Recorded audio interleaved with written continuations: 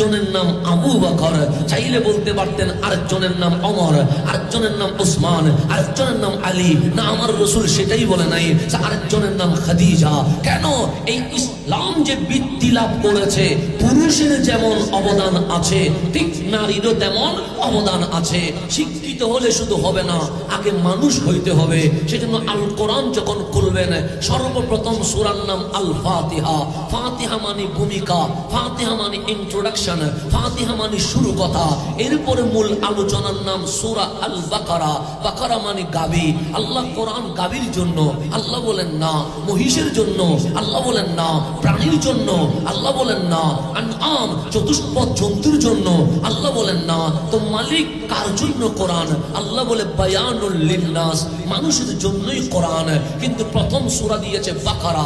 বাকারা মানে গাবি। তো মালিক গাবি তো কোরআন পড়বে না, বাকারা দিলেন কেন? আল্লাহ বলে বাকারার মাধ্যমে যেটা বুঝাইতে চাইলাম, শুধু মানুষ হিসেবে জন্ম নিলে মানুষ হয় না, এই মানুষের মাঝেই অনেক অমানুষও রয়ে গেছে। আছে না? নাই? আছে। যারা খুন করে তারা তো মানুষ নয়, যারা জেনা করে তারা তো মানুষ নয়, যারা মদ খায় তারা তো মানুষ নয়, যারা রাস্তায় মানুষের উপর জুলুম করে তারা তো মানুষ নয়। আমি বললাম কোরআন আপনি বাকারা বললেন কেন? কোরআন বলে মানুষ দেখতে মানুষ মনে হয়, কিন্তু মানুষ সব মানুষ নয়, অনেক অমানুষ রয়ে গেছে।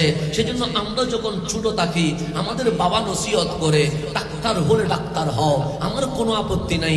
ইঞ্জিনিয়ার হলে ইঞ্জিনিয়ার হও, আমার কোনো আপত্তি নাই। বিসিএস ক্যাডার হলে বিসিএস ক্যাডার হও, আমার কোনো আপত্তি নাই। লিডার হলে লিডার হও, আমার কোনো আপত্তি নাই। কিন্তু আগে মানুষের মতো মানুষ হইও, এটাই হচ্ছে বাবাদের নসিহত, এটা হচ্ছে মাদের উপদেশ। সবাই চায় মানুষের মতো মানুষ হোক। তা আমার কোরআন বলছে বাকারা, তুমি এখনো পশু রয়ে গেছো। কোরআন কেন এসেছো? কোরআন বলে হুদাল লিল মুত্তাকিন, তোমাকে মানুষ বানায়া হেদায়েত দিয়া জান্নাতি বানাইতে আসছি। কোরআন আমাকে কি করতে হবে?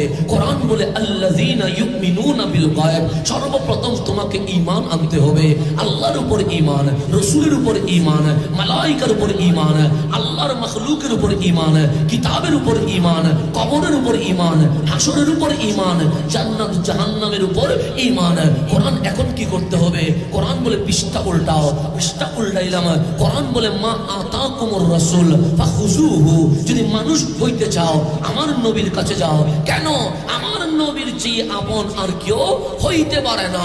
কারণ ওনার চরিত্রে উনি এক নাম্বার, ওনার মানবতায় উনি এক নাম্বার, ওনার শিক্ষায় উনি এক নাম্বার, ওনার আমলে উনি এক নাম্বার।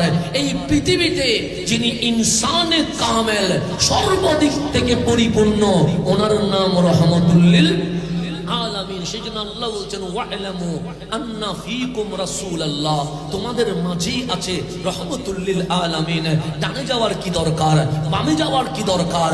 অমুকের স্লোগান দেওয়ার কি দরকার? আরে কেউ দুনিয়াতে আপন নয়, যিনি তোমার আপন ওনার নাম রহমতুল লিল আলামিন। এই যুবকগুলো যখন অন্যের পিছনে ঘুরে, আমার বড় ইচ্ছা হয় তাদেরকে যদি মদিনায় নিতে পারতাম, নবীর রওজায় যদি কানটা লাগাইয়া দিতে পারতাম, তারা সেখান থেকে শুনতো আমার নবী আজকেও তার জন্য উম্মতি উম্মতি বলে চোখের পানি ছেড়ে দিয়েছে।